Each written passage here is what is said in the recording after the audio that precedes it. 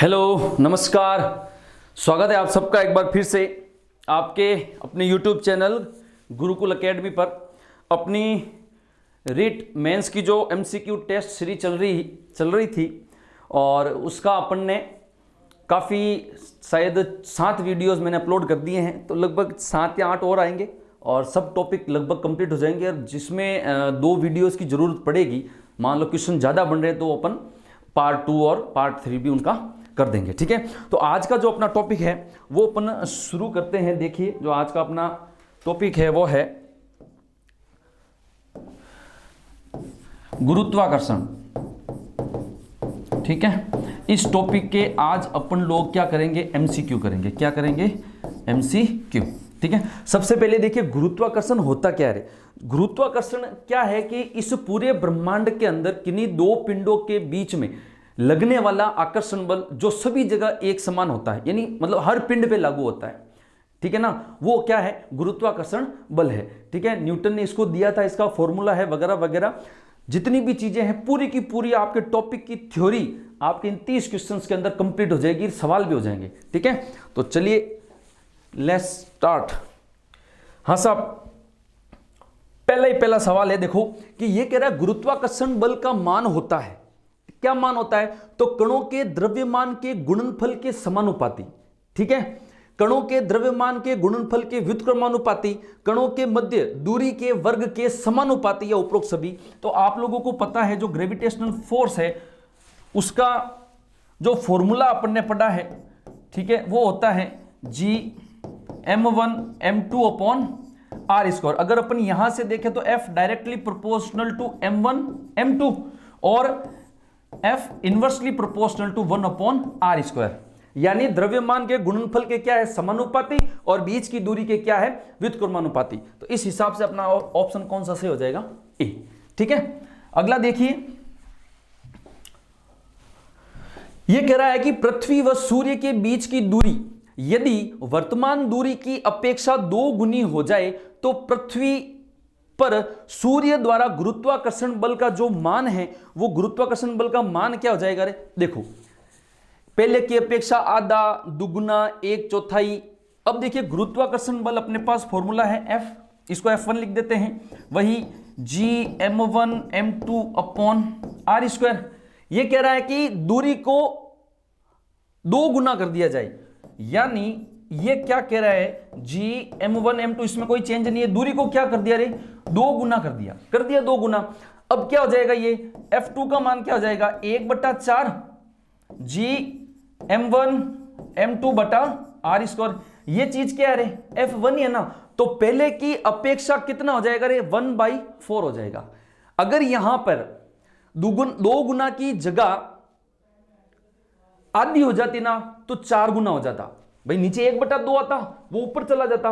अगर दुगुनी कर रहे हैं तो क्या हो जाएगा? 1/4।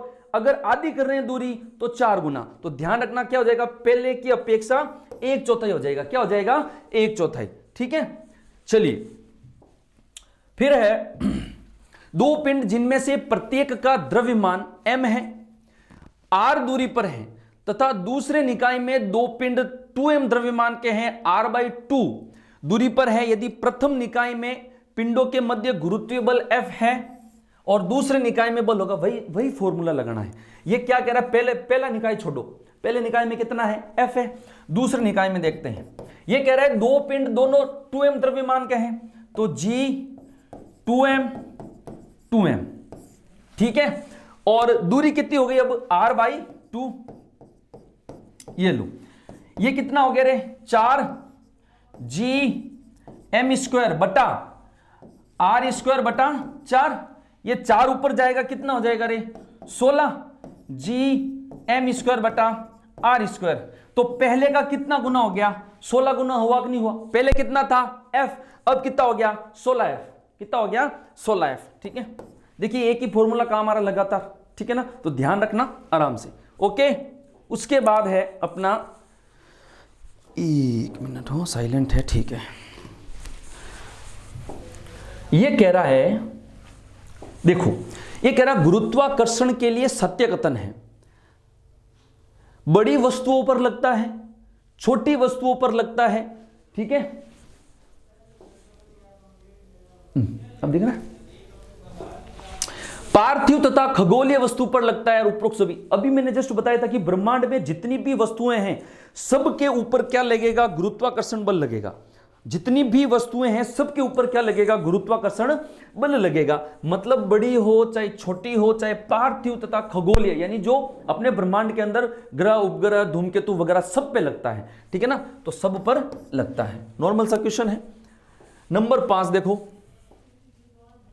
यह कह रहा है निम्न में से सही है। सही कह रहे कि पृथ्वी की त्रिज्या ध्रुवों की ओर जाने पर घटती है। बिल्कुल घटती है, पृथ्वी की त्रिज्या ध्रुवों पर जाने पर घटेगी, ठीक है ना। ध्रुवों पर जाने पर क्या होगी रे, घटेगी। ये डिस्टेंस, ये त्रिज्या है, मान लो r, ये r है, तो ये वाली जो भूमध्य रेखीय त्रिज्या ये बड़ी होगी ध्रुवीय त्रिज्या से, ठीक है, बिल्कुल सही है। फिर कह रहा है कि ध्रुवों पर g का मान सर्वाधिक होता है। ये क्वेश्चन अपन ने कल कर लिया था, ठीक है ना, और उसमें यही कहा था कि ध्रुवों पर जो है वो g का मान सर्वाधिक होता है, जबकि पृथ्वी के केंद्र पर 0 होता है। याद रखना, पृथ्वी के केंद्र पर g का मान 0, ध्रुवों पर सर्वाधिक, ठीक है। उसके बाद तीसरा ऑप्शन क्या है इसका, g का मान वस्तु के द्रव्यमान पर निर्भर करता है, ठीक है, और A एंड B दोनों। देखो रे, पृथ्वी की त्रिज्या बिल्कुल बढ़ती है, ध्रुवों पर g का मान सर्वाधिक होता है, यह भी सही है। g का मान वस्तु के द्रव्यमान, द्रव्यमान का मतलब क्या होता है, m, इस पे डिपेंड नहीं करता। g का मान वस्तु के द्रव्यमान पर डिपेंड नहीं करता। देखो, माना कोई वस्तु जिसका भार, माना कोई वस्तु, देखो एक कोई वस्तु है जिसका भार है W बराबर mg, इस पर गुरुत्वाकर्षण बल लग रहा है। वो बल कितना है, F बराबर g, एक तो वस्तु का भार, एक पृथ्वी का भार बटा r², ठीक है, दोनों बल है, तो mg बराबर g वस्तु का भार, पृथ्वी का भार बटा r²। ये देखो वस्तु का भार कैंसिल आउट हो गया, ठीक है ना, तो g बराबर capital G capital M upon r²। तो वस्तु के भार पे डिपेंड नहीं करता g का मान, ध्यान रखना, g का मान वस्तु के भार पे डिपेंड नहीं करता है, ये आप लोग ध्यान रखना, क्योंकि ये वस्तु का भार देखो यहां से कैंसिल आउट हो चुका है, अब नहीं बचा यहां पर, इसलिए वस्तु के भार पर g का मान निर्भर नहीं करता। पूछ सकता है निम्न में से g का मान किससे स्वतंत्र होता है, वस्तु के भार से, ठीक है। फिर देखो हो गया 7, ये कह रहा है, क्या कह रहा है, मुक्त रूप से गिरती हुई वस्तु का u एंड g, u का मतलब क्या है, प्रारंभिक वेग, g का मतलब क्या है, गुरुत्वीय त्वरण। एक बात हमेशा ध्यान रखना, अगर कोई वस्तु फ्री फॉल हो रही है, अपन ऐसे इसको छोड़ रहे हैं, भाई यहां से छोड़ा तो इनिशियल वेग कितना होगा, हमेशा ध्यान रखना, मुक्त रूप से गिरती हुई वस्तु का इनिशियल वेग कितना होगा, 0। अब उस वस्तु पर कोई भार, अपन बल वगैरह नहीं लगा रहे, वो गिर रही है, किसकी वजह से गिर रही है, पृथ्वी के गुरुत्वाकर्षण की वजह से। तब पृथ्वी के गुरुत्वाकर्षण की वजह से गिरेगी, तो इस वस्तु में जो त्वरण उत्पन्न होगा वो कौन सा होगा, गुरुत्वीय त्वरण, ठीक है। और गुरुत्वीय त्वरण का मान कितना होता है, 9.8। तो वस्तु का इनिशियल वेग 0 और g का मान 9.8 मीटर प्रति सेकंड स्क्वायर है, ठीक है, गुरुत्वीय त्वरण, ठीक है भाई, ध्यान रखना। मुक्त रूप से या स्वतंत्रता पूर्वक गिरती हुई वस्तु का u जो है, इनिशियल वेग जो है वो 0 होता है, ठीक है, और वो किसके तहत या किसके अनुदिश या किसके अंडर गति करती है, गुरुत्वीय त्वरण के अंडर गति करती है, और गुरुत्वीय त्वरण का मान कितना होता है, 9.8। नेक्स्ट, शरीर के वजन के लिए सत्य कथन होगा, शरीर के वजन के लिए सत्य कथन क्या होगा रे, ये कह रहा है पृथ्वी की सतह पर सभी जगह समान, ध्रुवों पर अधिकतम, विषुवत रेखा पर न्यूनतम। इसको देखो जरा, वजन क्या होता है, W बराबर mg, वजन क्या होता है, W बराबर mg, भार कहते हैं इसको। देखो द्रव्यमान अलग चीज है, भार अलग चीज है। द्रव्यमान का मतलब तो क्या हो गया, जिसको अपन किलो में मापते हैं, यानी किसी भी वस्तु में उपस्थित पदार्थ की मात्रा या द्रव्य की मात्रा या जड़त्व का माप क्या कहलाता है, द्रव्यमान। जबकि भार क्या है, एक प्रकार का बल है जो हमेशा एक वस्तु के ऊपर नीचे की ओर लगेगा गुरुत्वाकर्षण बल की वजह से, और इसका मान होता है F बराबर mg या W बराबर mg। ठीक है, ये W बराबर mg आ गया। अब ये G क्या है, गुरुत्वीय त्वरण, और इसके बारे में अपने को पता है G किसके व्युत्क्रमानुपाती है, दूरी के व्युत्क्रमानुपाती। एक बात बताओ कि ध्रुवों पर क्या होगा अधिकतम, कौन, वजन। ध्रुवों पर ये त्रिज्या कम हो जाएगी, त्रिज्या कम होगी तो ये बढ़ेगा तो भार बढ़ेगा, सही बात है। विषुवत रेखा पर त्रिज्या बढ़ेगी तो G कम होगा तो W भी कम होगा। भाई सीधी सी बात है, W directly proportional to G। ठीक है, यह भी सही है। एक चीज ध्यान रखना, पृथ्वी की सतह पर सभी जगह समान भार नहीं होता रे, द्रव्यमान होता है।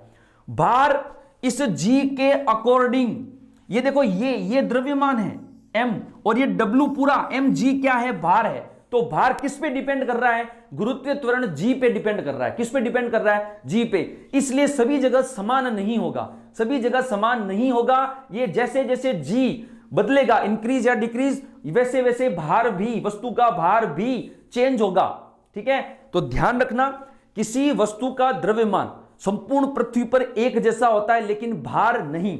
भार जैसे जैसे G बदलेगा वैसे वैसे भार बदलेगा। ठीक है, तो कौन कौन से सही हो गए, दूसरा और तीसरा। उसके बाद क्वेश्चन नंबर 9, देखो इसको पढ़ो क्वेश्चन को। यह कह रहा है, लिफ्ट जब नीचे की ओर आती है तो उसमें खड़े व्यक्ति का सर लिफ्ट की छत से टकरा रहा है, इसका कारण है। देखो रे,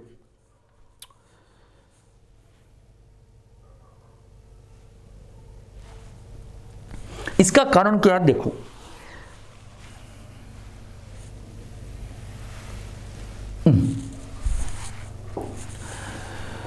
क्या होता क्या है कि जब लिफ्ट ऊपर जाएगी तब W क्या होगा, mg। G के अंदर लिफ्ट का त्वरण जुड़ेगा, G भी त्वरण है और A क्या है, लिफ्ट का त्वरण है।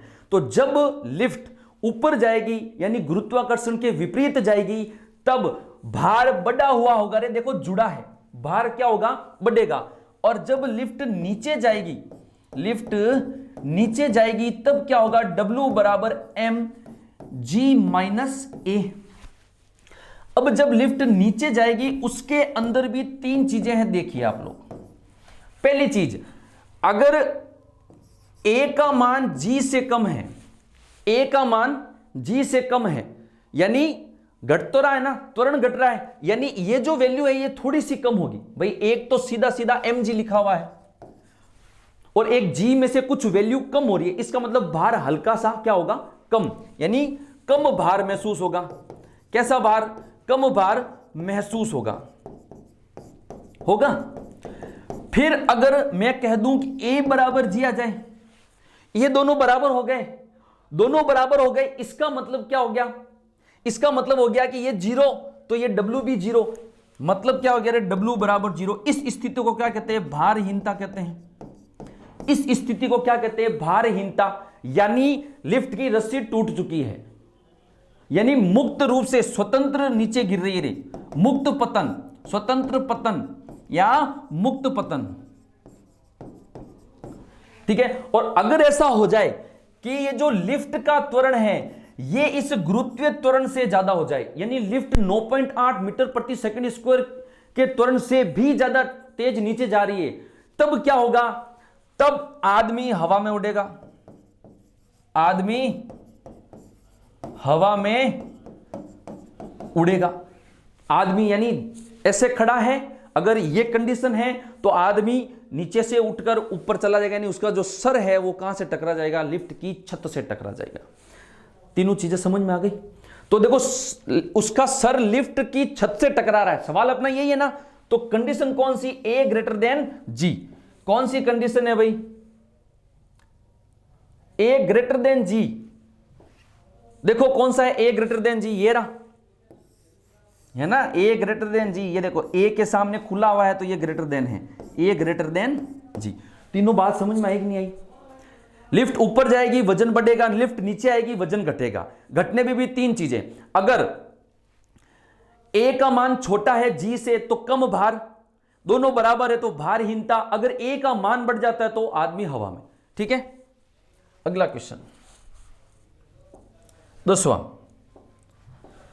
ये कह रहा है भाई सवाल नंबर 10, यदि पृथ्वी अपने अक्ष पर घूर्णन बंद कर दे तो सत्य कथन होगा रे। इसका भी देखो,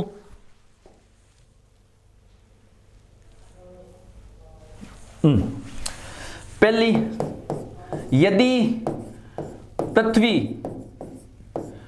घूर्णन बंद कर दे, घूर्णन क्या कर दे, बंद कर दे, तो क्या होगा? ध्यान रखना, जी कौन सा, भूमध्य रेखा पर, और जी कौन सा, ध्रुवों पर, दोनों क्या हो जाएंगे? बराबर। यानी भूमध्य रेखा पर जी का मान और ध्रुवों पर जी का मान बराबर हो जाएगा। दूसरी कंडीशन क्या कहता है? यदि तेज घूर्णन करे, क्या करे?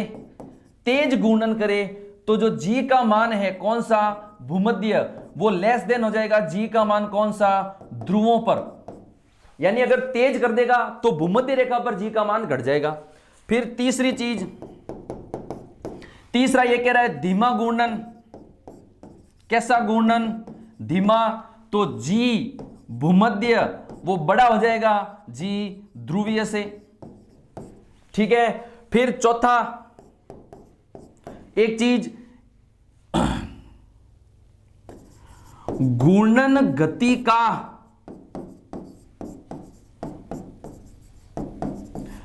ध्रुवीय जी पर कोई प्रभाव नहीं पड़ता, कोई प्रभाव नहीं पड़ता। मतलब क्या कि ध्रुवीय जी तो उतना ही रहेगा, चेंज कौन हो रहा है? भूमध्य जी। ठीक है ना, ध्रुवीय जी तो उतना, ये जैसे कि ये पहले बराबर हुआ, फिर ये लेस देन हुआ, फिर ग्रेटर देन हुआ, ये सेम है, इसके मान में कोई बदलाव नहीं आ रहा है। चेंज कौन हो रहा है? भूमध्य रेखीय त्वरण या भूमध्य गुरुत्वीय त्वरण चेंज हो रहा है। अगर बंद कर दें तो दोनों का मान बराबर, अगर पृथ्वी तेज घूमना शुरू कर दें तो भूमध्य रेखा पर जो जी है वो कम हो जाएगा, अगर धीमे शुरू कर दे तो भूमध्य रेखा का जो जी है वो बढ़ जाएगा, लेकिन ध्रुवीय जी में कोई चेंजेस नहीं आता। अगर पृथ्वी 17 गुना ज्यादा स्पीड से घूमने लग जाए, कितना री? 17 गुना ज्यादा घूर्णन गति अभी जो है, अगर उससे 17 गुना ज्यादा घूमने लग जाए तो जो भूमध्य रेखा पर जो जीवन यापन करने वाले मनुष्य हैं वो हवा में तैरने लग जाएंगे। समझ में आ गई चीज? तो देखो, यदि पृथ्वी अपने घूर्णन, अपने अक्ष पर घूर्णन बंद कर दे तो क्या हो जाएगा? बताया था। ये कौन सी कंडीशन है? धीमा घूर्णन। ये कौन सी कंडीशन है? तीव्र घूर्णन। ठीक है,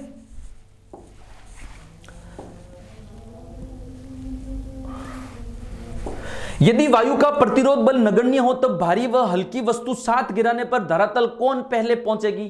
प्रतिरोध नगण्य है वायु का, वायु कोई प्रतिक्रिया नहीं लगा रही है, कोई घर्षण बल नहीं लगा रही है, ठीक है ना, यानी निर्वात है। क्या है? निर्वात। तो निर्वात के अंदर क्या है? दोनों साथ गिरेगी। क्या होगा? दोनों साथ गिरेगी। ठीक है, उसके बाद क्वेश्चन नंबर 12, हंसा, वस्तु पानी पर तैरती है यदि वस्तु का भार उत्प्लावन बल से कम हो, वस्तु पर गुरुत्वीय बल उत्प्लावन बल से कम हो, वस्तु का घनत्व जल के घनत्व से कम हो, उपरोक्त सभी। ठीक है,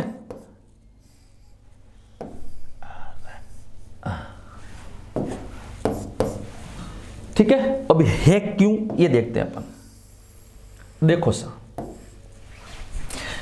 एक भाई साहब आए थे, उनका नाम क्या था? आर्किमिडीज। ठीक है, इन्होंने उत्प्लावन बल की अभिप्रेरणा को दिया था, अभिप्रेरणा कह रहे, जो सिद्धांत है उसको दिया था। अब ये कहता क्या है आर्किमिडीज? आर्किमिडीज ये कहता है कि किसी भी तरल के अंदर अगर आप किसी वस्तु को डुबाते हो तो वो तरल इस वस्तु पर नीचे से ऊपर की ओर एक बल लगाता है। उस बल का नाम क्या है? उत्प्लावन बल। और यह बल किसके बराबर होता है? तो भाई जब अपन किसी वस्तु को पानी में डुबोएंगे तो वो वस्तु अपना स्थान घेरेगी, पानी को साइड में करेगी, है ना। तो कितना पानी साइड में करा? तो वस्तु द्वारा विस्थापित द्रव के भार के बराबर कौन होता है? उत्प्लावन बल होता है। कौन होता है? उत्प्लावन बल होता है। ठीक है, अब देखो,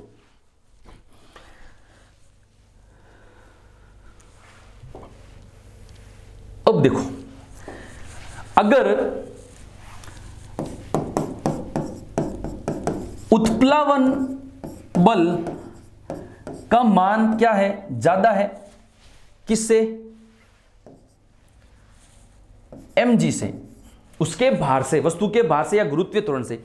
तो उत्प्लावन बल का मान ज्यादा है तो क्या होगा? वस्तु को वो क्या करेगा रे? ऊपर फेंकेगा। दूसरी चीज, अगर mg का मान ज्यादा है उत्प्लावन बल से, ठीक है, तो क्या होगा? वस्तु डूब जाएगी। और तीसरा है रे, अगर mg इक्वल टू उत्प्लावन बल, अगर mg इज इक्वल टू उत्प्लावन बल, ये ना सतह पर तैरेगा, सतह पर तैरेगी वस्तु, क्या करेगी? सतह पर। ये आंशिक रूप से डूबी हुई रहेगी, आंशिक रूप से क्या रहेगी? डूबी हुई रहेगी, है ना। और ये क्या होगा रे? पूर्णतः डूब जाएगी। क्या होगा? पूर्णतः डूब जाएगी। क्या होगा? पूर्णतः डूब जाएगी। ठीक है, तो देखो, वस्तु का भार, वस्तु पानी पर तैरती है, वस्तु का भार उत्प्लावन बल से क्या हो? कम हो। बिल्कुल सही बात है, उत्प्लावन बल ज्यादा, वस्तु पर गुरुत्वीय बल उत्प्लावन बल से कम लगे। यानी ये जो नीचे वाला बल है W, ये क्या है? कम। किससे? ऊपर वाले से। यानी धक्का दे रही है ऊपर, ये कम है तो तैरेगी। वस्तु का घनत्व जल के घनत्व से कम है तो भी कोई भी वस्तु पानी पर तैरेगी। तीनों के तीनों सही है, पूरा बता दिया। ठीक है, देखो सा, ये कह रहा है किसी वस्तु के द्रव्यमान पर प्रभाव पड़ेगा, किसी वस्तु के द्रव्यमान पर प्रभाव पड़ेगा।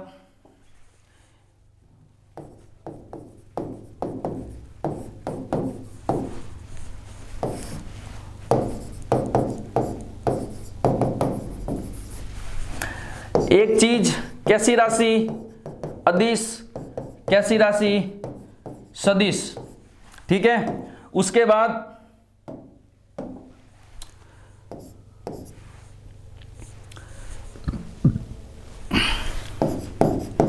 सभी जगह एक समान, ठीक है, और ये जी के मान पर निर्भर, ठीक है। ये क्या है? जड़त्व का माप है, जड़त्व का माप। और ये क्या है? एक बल है। क्या है? एक बल है, ठीक है ना। और बल का मात्रक क्या होता है? न्यूटन। ठीक है, और एक चीज,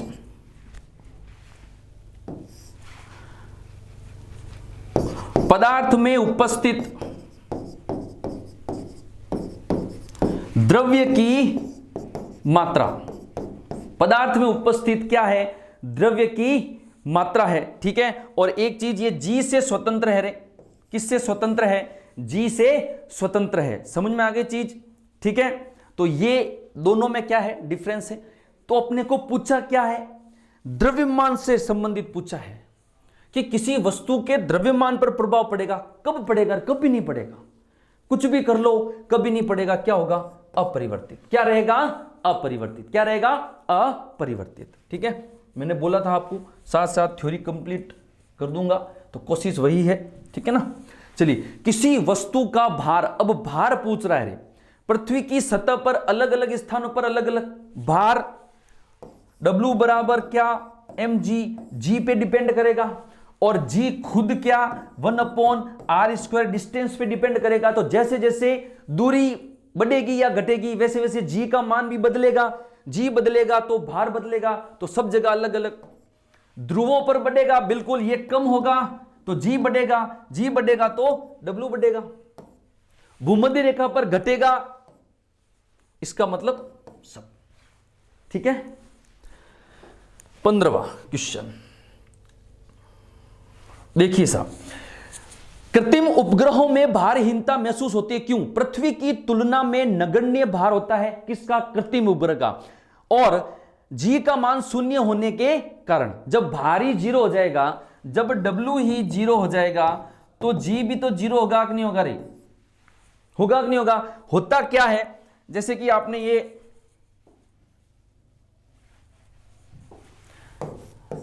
F बराबर mg, ठीक है। उसके बाद में अगर मैं कहूं g बराबर F/m, ठीक है। अगर भार क्या होगा? कम, तो गुरुत्वीय त्वरण क्या होगा रे? बढ़ेगा। भार अगर, एक मिनट हो,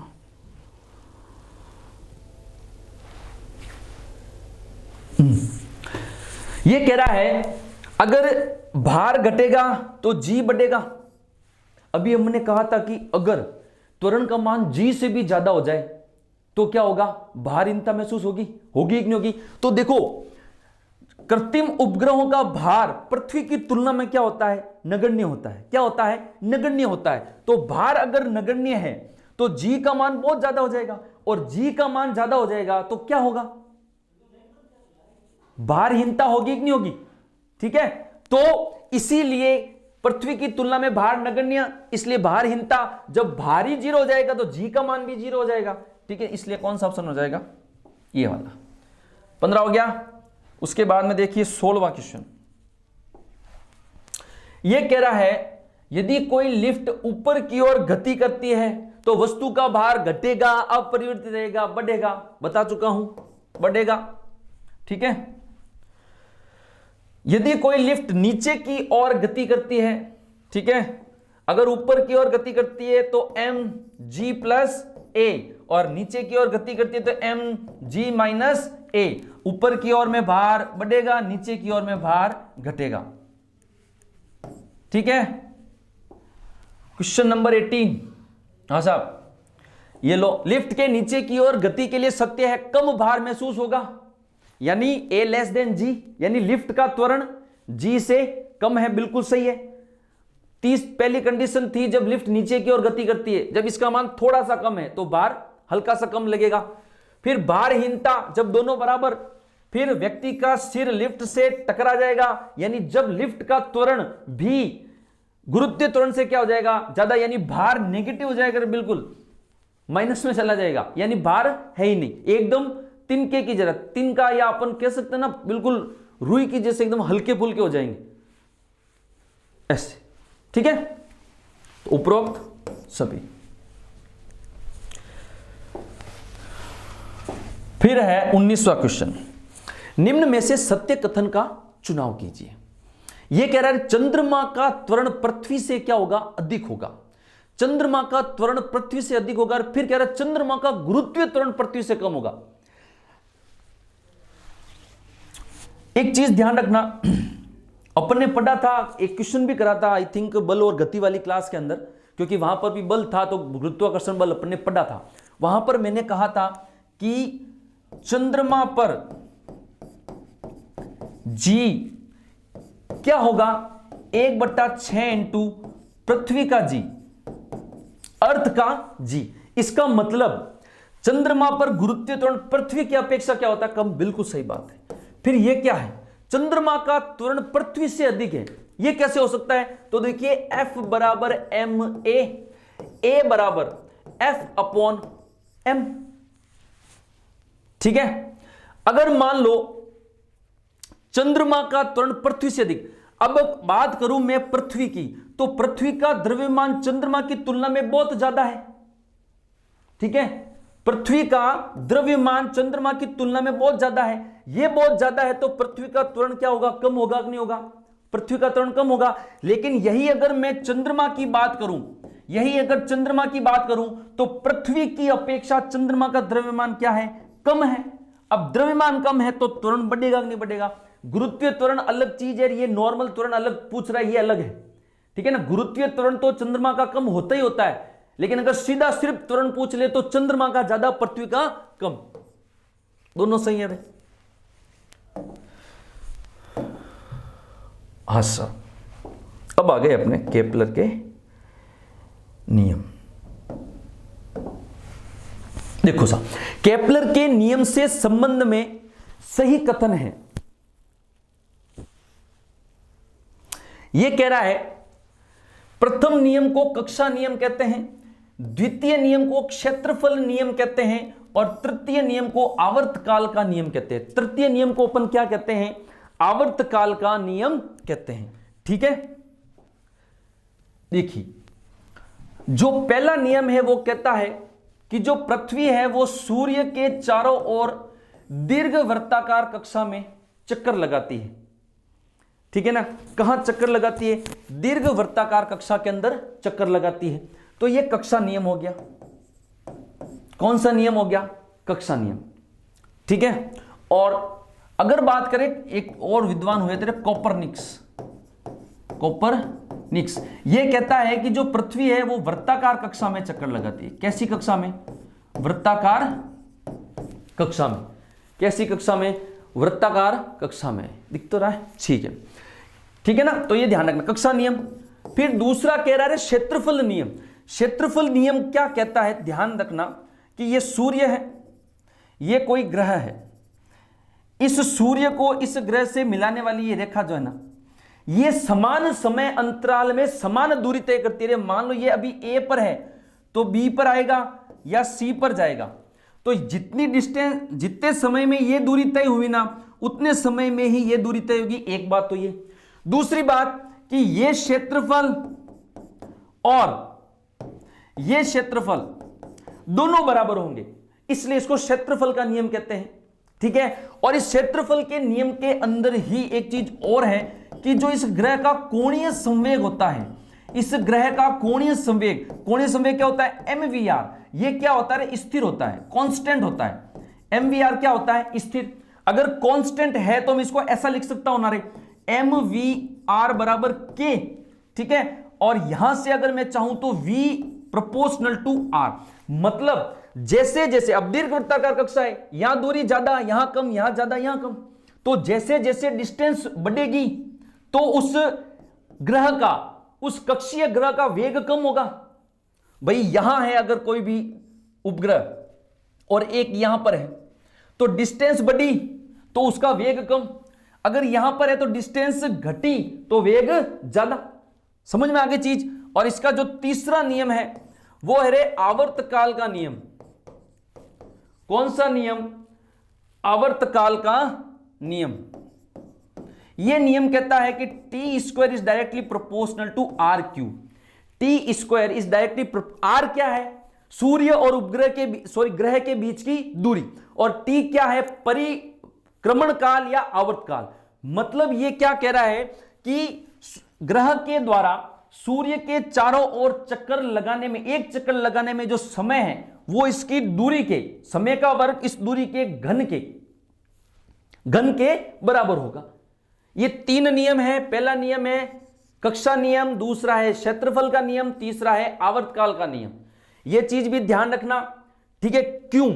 देखिए अभी अपन ने यहां क्या पढ़ा कि अगर डिस्टेंस बढ़ी, ठीक है, डिस्टेंस बढ़ी तो वेग कम, डिस्टेंस घटी तो वेग ज्यादा। जब वेग कम होगा तो अपने को पता है काइनेटिक एनर्जी क्या होती है? हाफ mv स्क्वायर होती है। काइनेटिक एनर्जी क्या होती है? Half mv square. अब अगर वेग कम हुआ तो यहां पर अपन कम वेग को रखेंगे तो काइनेटिक एनर्जी भी कम हो जाएगी, यानी काइनेटिक एनर्जी भी कम हो जाएगी। जब डिस्टेंस डिस्टेंस कम तो वेग बढ़ेगा, वेग बढ़ेगा, यहां बढ़ा हुआ वेग रखेंगे तो काइनेटिक एनर्जी भी ज्यादा हो जाएगी। एक में पूरा सल्टा दिया, देखो तो अपना सवाल क्या था, समझ में आ गया, पूरा क्लियर, तीनों के तीनों केपलर के नियम, ठीक है,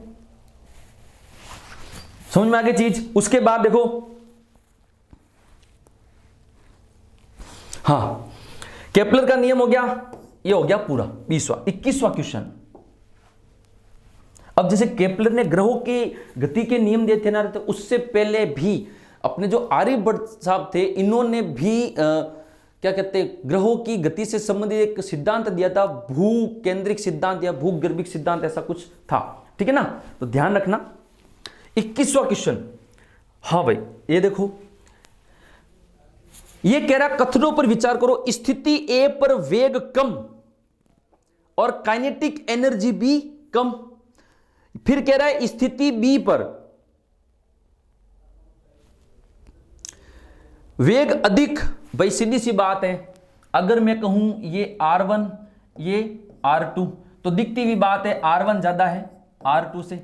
अगर ये ज्यादा है, दिखती हुई बात है R1 ज्यादा है R2 से। जब R1 ज्यादा है तो वेग घटेगा तो काइनेटिक एनर्जी घटेगी, ठीक है। तो स्थिति ए पर वेग कम, काइनेटिक एनर्जी कम। फिर ये कम है, ये R2 छोटी है तो वेग भी बढ़ेगा और काइनेटिक एनर्जी भी बढ़ेगी। तो स्थिति बी पर वेग भी अधिक, काइनेटिक एनर्जी भी अधिक, ठीक है।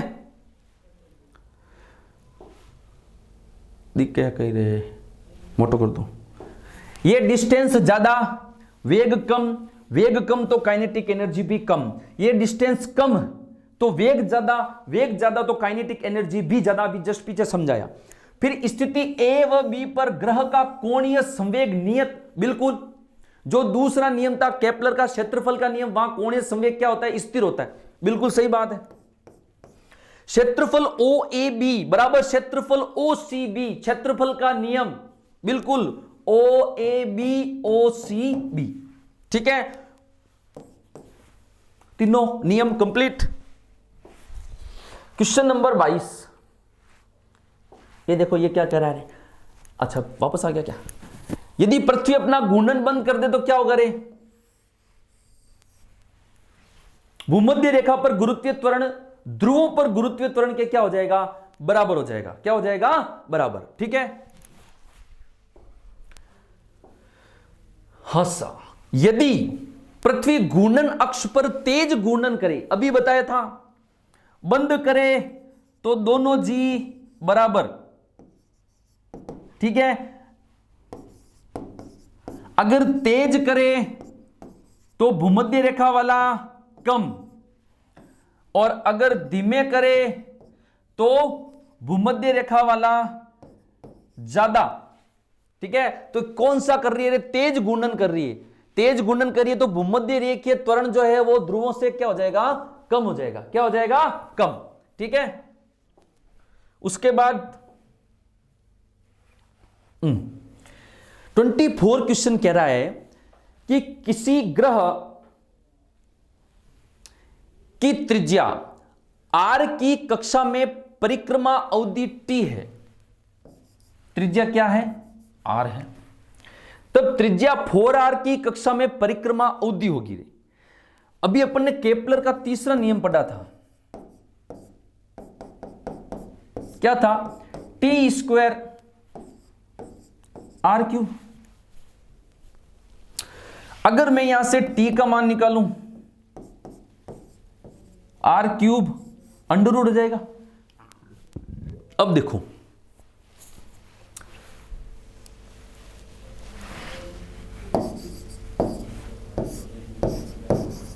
ये रहा r³ t1 मान लो इसको। अब ये कह रहा है, पहले तो थी r, अब अरे 4r, कितनी r है, 4r है, ठीक है। त्रिज्या 4r है तो T2 निकालो, देखो 4r का क्यूब है, ठीक है। अब T2 बराबर कितना हो गया रे, 64 r क्यूब, 64 को लाओ बाहर, कितना हो गया 8 अंडर रूट r क्यूब। ये r क्यूब किसका मान है रे, T1 का मान है ना, r क्यूब किसका मान है, T1 का, तो T2 बराबर 8 T1, कितना हो जाएगा रे 8 T1। ये रहा, सिंपल है, केपलर के तीसरे नियम का प्रयोग करना है। समझ में आ गई चीज यहां से, ठीक है। चलिए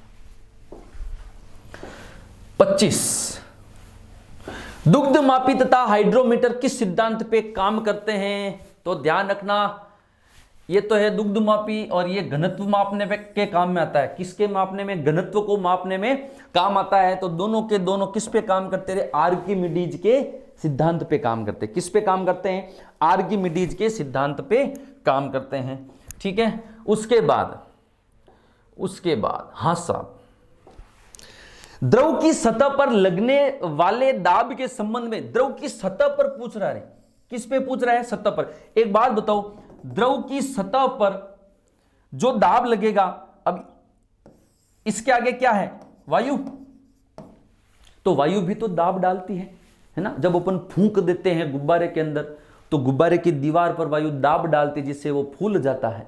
समझ में आई, तो वायु भी दाब डालती। तो वायु का दाब प्लस तरल के कणों का दाब, दोनों मिलाकर क्या होगा, सतह का दाब। तो वो कौन सा होगा, वायुमंडलीय दाब प्लस HdG। H क्या है, हाइट, D क्या है, घनत्व, G क्या है, त्वरण। तो ये जो HdG है ना, ये क्या है रे, अपन इसको ऐसे लिख सकते हैं, ठीक है ना, HdG। तो ये जो HdG है, सिर्फ HdG, वो तो क्या हो गया, सतह का। ये रे पेंदे पर लगने वाला दाब, अगर पूछ ले द्रव के पेंदे पर उपस्थित जो द्रव के कण हैं उन पर लगने वाला दाब कितना होगा, तो HdG, और सतह पर कितना होगा, तो वायुमंडलीय दाब प्लस HdG। पेंदे पर तो सिर्फ HdG, H का मतलब हाइट, भाई ये हाइट हो गई, मान लो यहां कोई कण है, ठीक है, फिर D घनत्व, G तो गुरुत्व त्वरण, ठीक है। वैसे दाब क्या होता है, एकांक क्षेत्रफल पर लगा हुआ बल, P बराबर F/A, ठीक है ना। फिर 27, आर्किमिडीज के सिद्धांत के संबंध में सत्य कथन है। देखिए अभी मैंने समझाया था पूरा का पूरा, ठीक है, ये वापस आ गया।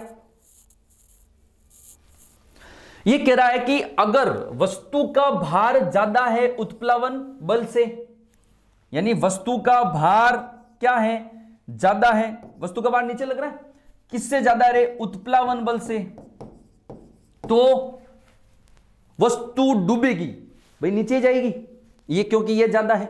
फिर कह रहा है कि वस्तु का भार कम है उत्प्लावन बल से, तो वस्तु आंशिक रूप से डूबेगी, यानी आधी जल के बाहर आधी अंदर। फिर कह रहा है कि W बराबर उत्प्लावन बल है, तो वस्तु सतह पर तैरेगी। यह आर्किमिडीज का सिद्धांत, ठीक है भाई।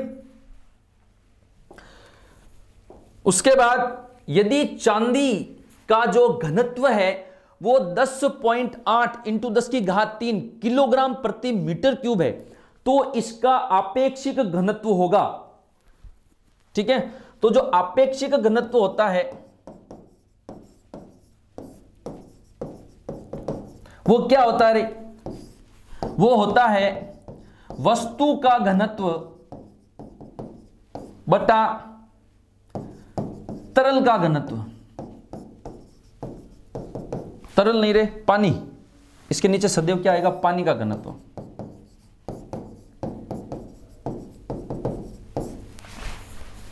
D क्या होता है, D बराबर M/V।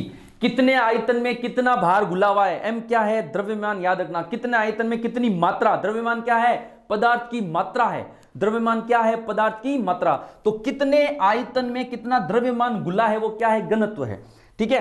अब देखो वस्तु का घनत्व कितना दे रखा है, ये रहा 10.8 इंटू 10 की घात 3। और आप लोगों को पता है पानी का घनत्व कितना होता है, 10 की घात 3। इससे ये कट जाएगा, उत्तर क्या जाएगा 10.8।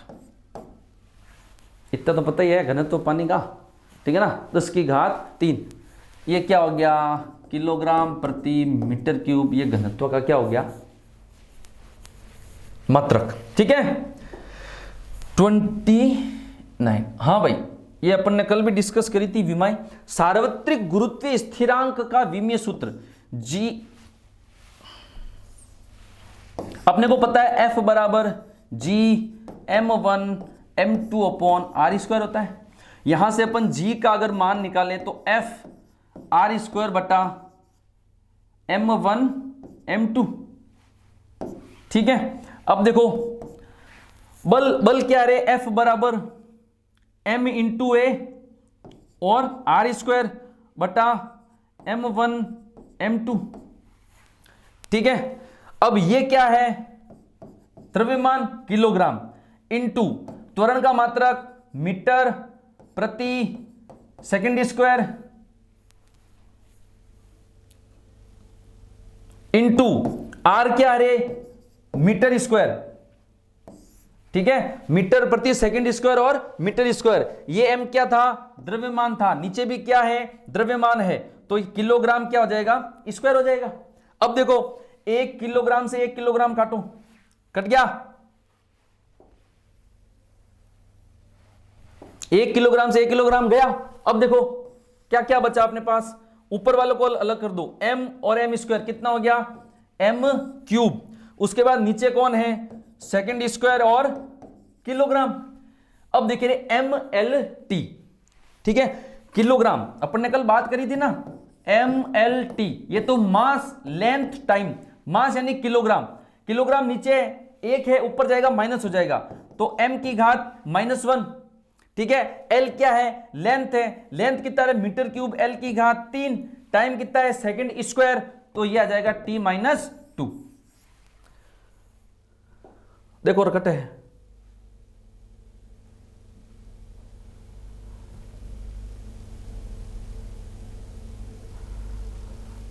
M1 M-1 कर दिया क्या आपने, कटी खोटरी गोरी।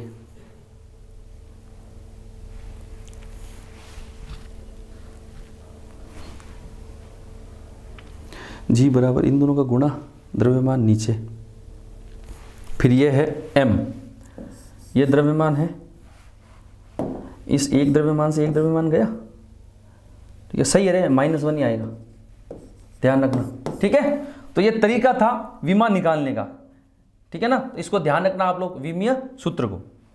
उसके बाद ले देखो 30वां सवाल, जी गुरुत्वीय त्वरण का मान निर्भर नहीं करता है। गुरुत्वीय त्वरण का मान किस पे निर्भर नहीं करता, गिरने वाली वस्तु की धरातल से दूरी बिल्कुल करेगा रे, गुरुत्वीय त्वरण का मान डिस्टेंस पे करता ही है। गिरने वाली वस्तु के द्रव्यमान पर अभी अपन ने चर्चा करी थी पहले कि जो गुरुत्वीय त्वरण है वो किससे स्वतंत्र है, द्रव्यमान से स्वतंत्र है। किससे है, द्रव्यमान से। ठीक है, दोनों पर निर्भर नहीं करता या दोनों पर निर्भर करता है, तो कौन सा हो गया रे। ठीक है, पृथ्वी का पलायन वेग इतना ही होता है।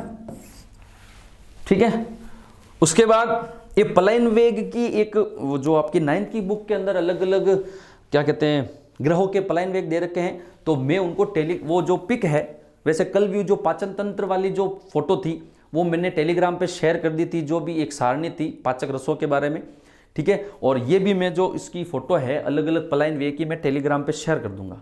ठीक है ना, तो टेलीग्राम ज्वाइन जरूर कर लेना। डिस्क्रिप्शन आपको हर वीडियो के जो लिंक जो है वो हर वीडियो के डिस्क्रिप्शन में मिल जाएगा, तो उस पर क्लिक करके चैनल को ज्वाइन कर लेना। ठीक है, तो ये है 31वां। तो ये कुछ क्वेश्चन थे अपने गुरुत्वाकर्षण से संबंधित, थ्योरी बेस्ड क्वेश्चन थे, प्योर थ्योरी बेस्ड। आप भले चेक कर लेना, पूरी की पूरी थ्योरी मैंने वापस आपको बोल के बता दी इन 30 सवालों के अंदर। ठीक है ना, तो ये अपना खत्म होता है। ठीक है ना, और पॉसिबिलिटी हुई तो इसका जो बन जाएंगे अगर क्वेश्चन, तो सेकंड पोर्शन भी लेके जाएंगे, कवर पूरा कर लेंगे अपन। ठीक है ना, तो अपन मिलते हैं अब नेक्स्ट वीडियो के अंदर। तब तक के लिए पढ़ते रहिए, अच्छी मेहनत कीजिए और थोड़ी मेहनत मेरे लिए भी कर दीजिए।